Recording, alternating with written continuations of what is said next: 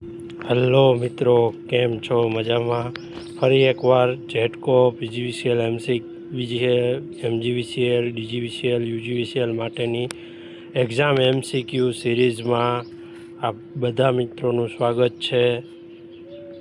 વિદ્યુત electric assistant MCQ ભાગ 6માં તમારા બધા મિત્રોનું ફરી એકવાર સ્વાગત છે.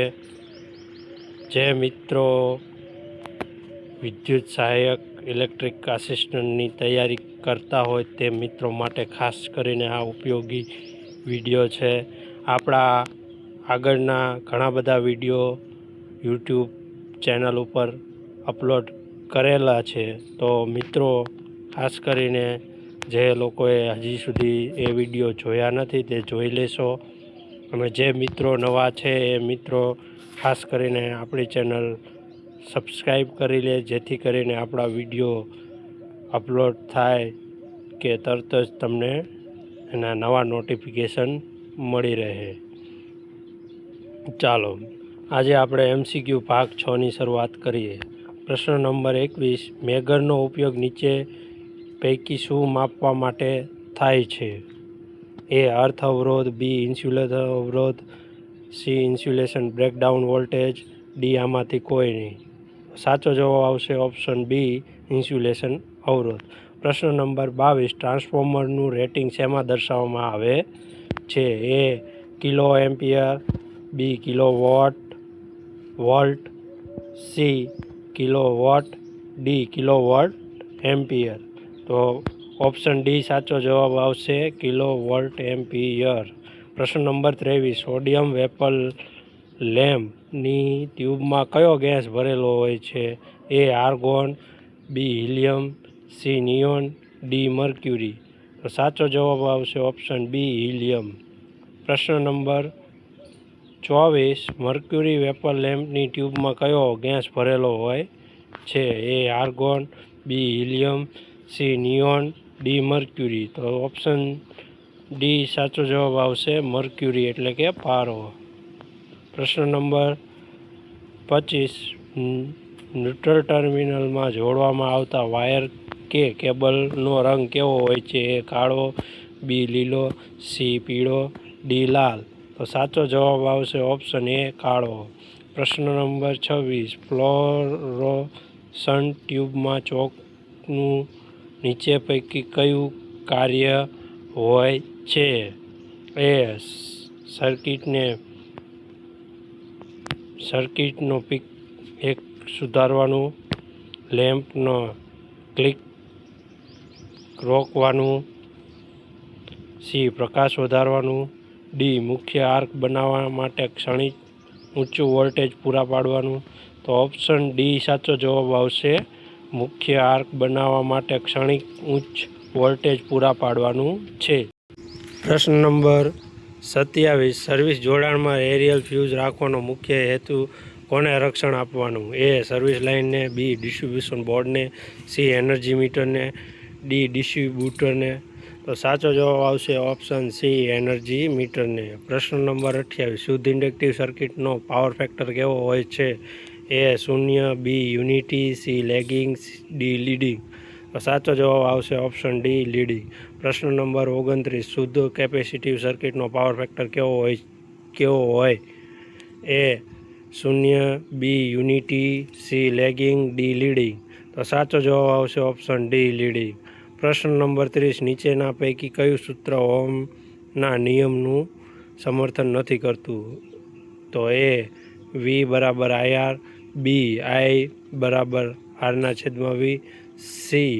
R બરાબર V/I, D. I બરાબર V/R.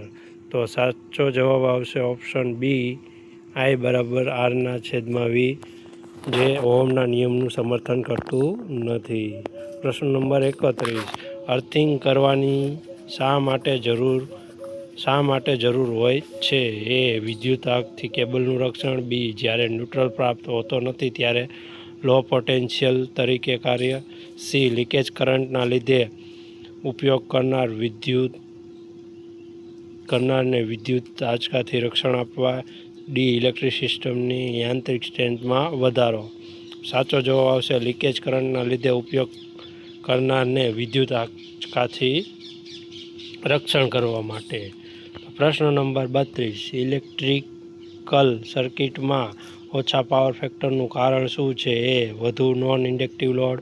બી. રેટેડ કરતાં વધુ વોલ્ટેજ. સી. વધુ ઇન્ડક્ટિવ લોડ. ડી. અયોગ્ય અર્થિંગ. તો સાચો જવાબ આવશે ઓપ્શન સી, વધુ ઇન્ડક્ટિવ લોડ. પ્રશ્ન નંબર 33. મેઇન સર્કિટમાં જે ઉપકરણ પહેલેથી નક્કી કરી રાખેલ સ્થિતિઓ હેઠળ સહાયક સર્કિટને ઓપન અથવા ક્લોઝ કરતી ડિવાઇસને શું કહેવામાં આવે છે?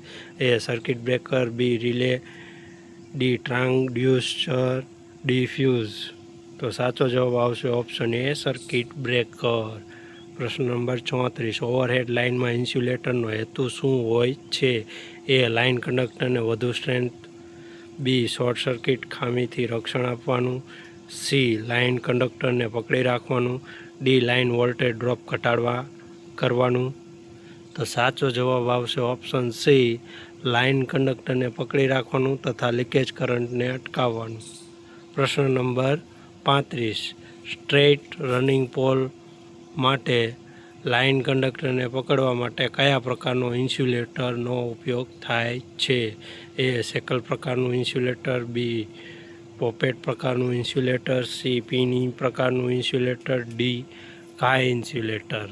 તો સાચો જવાબ આવશે ઓપ્શન સી, પિન પ્રકારનું ઇન્સ્યુલેટર.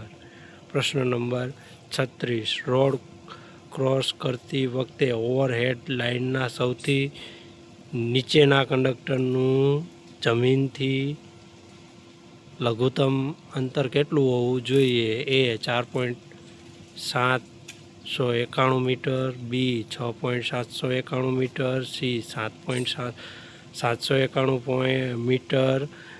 ડી. 5.791 મીટર. તો બી સાચો જવાબ આવશે 6.791 મીટર. પ્રશ્ન નંબર 37. જો યુનિટનો દર ₹1.50 હોય તો 5 kWના હીટરને રોજ 2 કલાક વાપરવાનો ખર્ચ કેટલા રૂપિયા થશે? એ. ₹15. બી. ₹45. સી. ₹30. ડી. ₹10. તો સાચો જવાબ આવશે ઓપ્શન એ, ₹15. પ્રશ્ન નંબર 38. એસી જનરેટરનું રેટિંગ નીચેનામાંથી કયા એકમથી દર્શાવવામાં આવે છે? A. kWh. B. kW. C. kVA. D. Ampere hour. તો સાચો જવાબ આવશે ઓપ્શન બી, kW.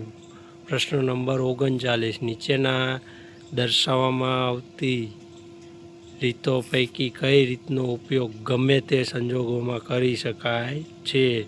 એ. સિલ્વેસ્ટરની રીત. બી. શોકરની રીત. સી. ઈવ રોકિંગની રીત. ડી. મોઢાથી મોઢામાં હવા ભરવાની રીત. તો સાચો જવાબ આવશે ઓપ્શન ડી, મોઢાથી મોઢામાં હવા ભરવાની રીત. પ્રશ્ન નંબર 40. એક ફેક્ટરીમાં વિદ્યુત વપરાશ માપવા માટે નીચેનામાંથી કયું મીટર વપરાય છે? A. Volt meter. B. Ammeter. C. kW meter. D. kWh meter. તો સાચો જવાબ આવશે ઓપ્શન ડી, kWh મીટર જે છે એ આપણે ફેક્ટરીમાં વિદ્યુત વપરાશ માટે વાપરવામાં આવે છે. તો મિત્રો, આવી જ રીતે આગળના વિડીયો આવતા રહેશે. તો જે મિત્રો નવા છે તે ખાસ કરીને ચેનલ સબસ્ક્રાઈબ કરી લેશો. જો વિડીયો પસંદ આવે તો જરૂરથી કોમેન્ટ કરશો. ચેનલ ઉપર જેટલા વ્યૂ આવે છે એટલા કોમેન્ટ આવતી નથી, તો ખાસ કરીને મિત્રો કોમેન્ટ કરશો, જેથી કરીને આપણા વિડીયો આવા નવા આપણી ચેનલ ઉપર આવતા રહેશે. આભાર.